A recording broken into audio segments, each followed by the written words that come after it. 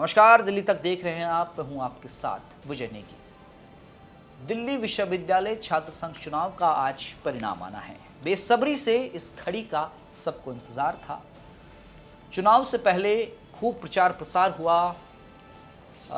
उमांशी लांबा से लेकर जोसलीन चौधरी, आर्यन मान और राहुल झांसला, कई ऐसे चेहरे थे जिन पर छात्रों ने भरोसा किया, उनको वोट दिया। लेकिन आज जब वोट की गिनती हो रही है, मतगणना हो रही है, तो समझ आ रहा है, सामने आ रहा है कि किस पर छात्रों ने भरोसा दिखाया है। आइए जानते हैं कि 12 राउंड की गिनती के बाद किस प्रत्याशी को अभी तक सबसे ज़्यादा वोट मिला है, कौन कौन से पायदान पर है और किस तरह से अब तस्वीर इसकी चुनाव की साफ होगी।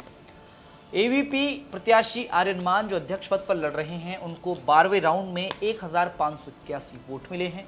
वहीं गोविंद तंवर उपाध्यक्ष पद पर चुनाव लड़ रहे हैं, उनको 12वें राउंड में 1115 वोट मिला है।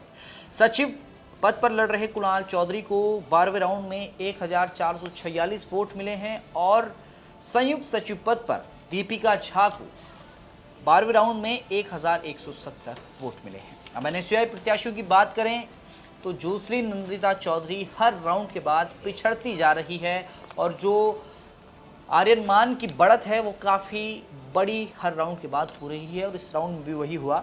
इस बार 12वें राउंड में जोसलीन नंदिता चौधरी को 815 वोट मिले, उपाध्यक्ष राहुल झांसला को 1831 वोट मिले।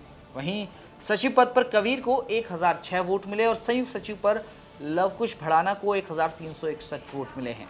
कुल मिलाकर अभी आर्यन मान सबसे ऊपर चल रहे हैं अध्यक्ष पद की दावेदारी में। अभी तक आर्यन मान को 16,223 वोट मिल चुके हैं, जोसलीन चौधरी को 7,721 वोट मिले हैं और निर्दलीय चुनाव लड़ रही उमांशी लांबा, जिनका काफ़ी नाम चल रहा था, काफ़ी कयास लगाए जा रहे थे कि ये एनएसयूआई का चुनाव खराब कर सकती हैं या ये भी एक बड़ा फैक्टर साबित हो सकती हैं, लेकिन उन्हें फिलहाल अभी तक 12 राउंड की गिनती के बाद 3,701 वोट मिला है।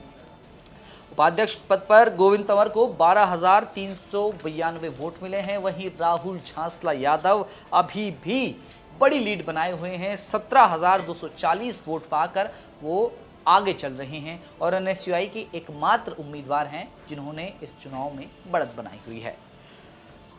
बात की जाए सचिव पद पर तो कुणाल चौधरी को 13,983 वोट अभी तक कुल मिल चुके हैं। वहीं एनएसयूआई से जो कबीर हैं उनको 9,684 वोट मिले हैं और ज्वाइंट सेक्रेटरी के पोस्ट पर दीपिका झा को 12,314 वोट मिले हैं।